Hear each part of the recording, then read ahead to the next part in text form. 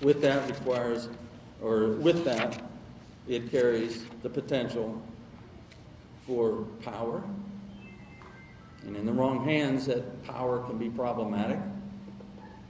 But it also has the potential to do some incredible help, to do some incredible work with that person. It's an opportunity that you've been given that many people don't get. Lastly, I'd like for you to remember this. Be a seed sower. A seed sower is the one who realizes that you're not going to see the fruition of what you sown. Seed sower is one that says, I'm okay with planting the seeds that perhaps others may see the fruition. I'm reminded of many times throughout my career of working with foster families particularly, and the frustration that foster parents often have with their children that they work with. Because the foster parents see these children for a short period of time, and then for some reason or another, the children is removed from the home because the child has acted out or there's other problems going on, and then they don't see him any longer. And the frustration that the foster parents have simply because they feel as though they just didn't have any kind of an effect on that child. But I'm also encouraged when I hear phone calls that come back years later or from foster parents that say, guess who I heard from the other day? And he told me that he was doing just fine. And then you can just see the warmth, you can see the sense of enthusiasm that takes place in that foster parent's heart when they see that one of their children that they had worked with and they thought that perhaps wasn't going to make it, finally did. This came close to me a couple of weeks ago when I was in a school doing some work, and a young man came up to me. He was about 17, almost 18 years old. Big, tall fella, probably weighed about 220 pounds, big guy.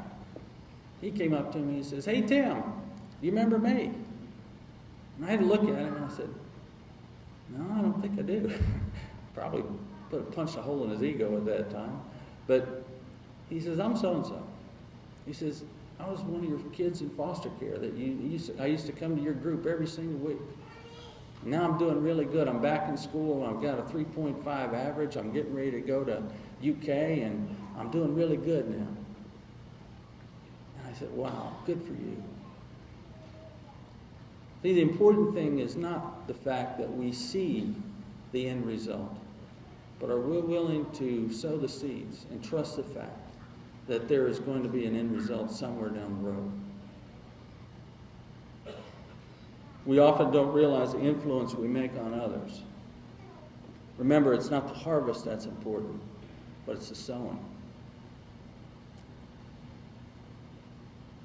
And it's the encouragement that goes with that. Rudolf Dreikers, one of Alfred Adler's students, said that a child needs encouragement like a plant needs water. And encouragement comes in many different forms. But I guess I want to leave you with the fact that any time that you can provide an element of encouragement for anyone that comes to you for help, you've sown the seeds. And that seed is going to grow. That seed is going to take off. You may not see it, but it'll be there. And you just need to hang on to that. So stay the path. Stay the course. Trust in the fact that you're seed sowers. Trust in the fact that you can take care of yourself and things will still get done.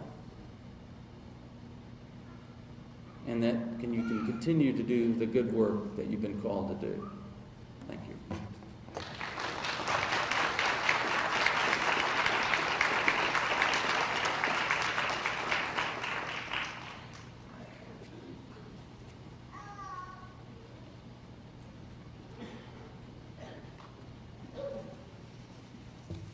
Good evening.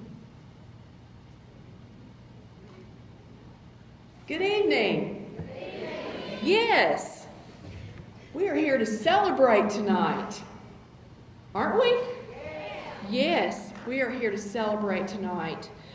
I'm Angela Bryant, Associate Dean, School of Professional Counseling, and one of my amazing responsibilities is to recruit and develop the most amazing School of Professional Counseling faculty.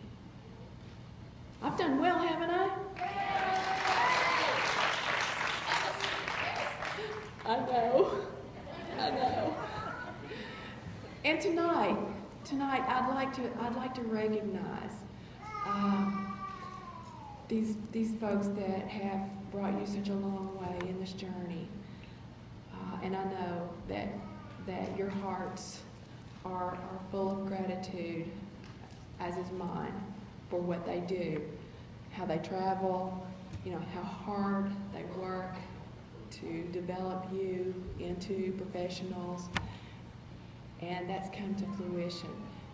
With that, I want to recognize just a few people. First, I would like to recognize the very first person to teach with the counseling program at Lindsey Wilson College, and that would be our Dean, full Professor, Dean John R. Rigney. Would you please stand?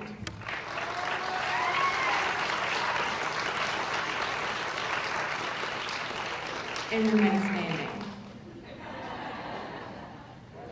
I can do that. And then I would like to recognize, and I know that you all know her, is the Regional Academic Director for Region 2, this region, and Hazard, Dr. Holly Abel. Would you please stand? And remain standing. And now, the platform party. Everyone on the platform party teaches, of course, you know all of them. Would you please stand?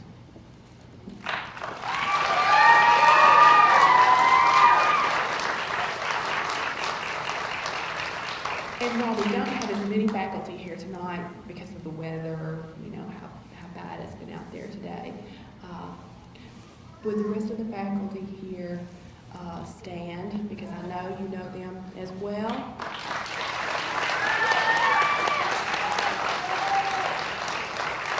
Graduates, if you would just stand and show them how proud you are of what they have done for you. I mean, you can clap, you can scream, you can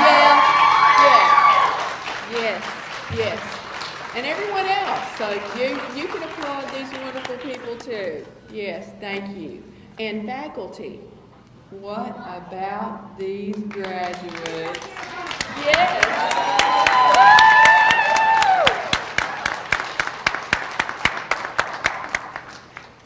Okay, everyone can sit down. I just have a couple of things to say to you. I know that you've come to the end of this long journey, that now you are in post-trauma.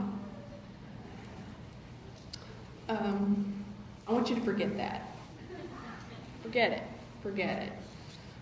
Don't even be thinking about, this journey and what it took to get here, because I know it was a journey of 1,000 days. But forget it. You're here. This has happened. You have made it to this achievement. This part of your life, to this evening, to this peak experience, as Maslow would say, but you know that. Yeah. So I want you to not think about tomorrow and, the job that comes tomorrow, or, anything else about that, because I want you to be here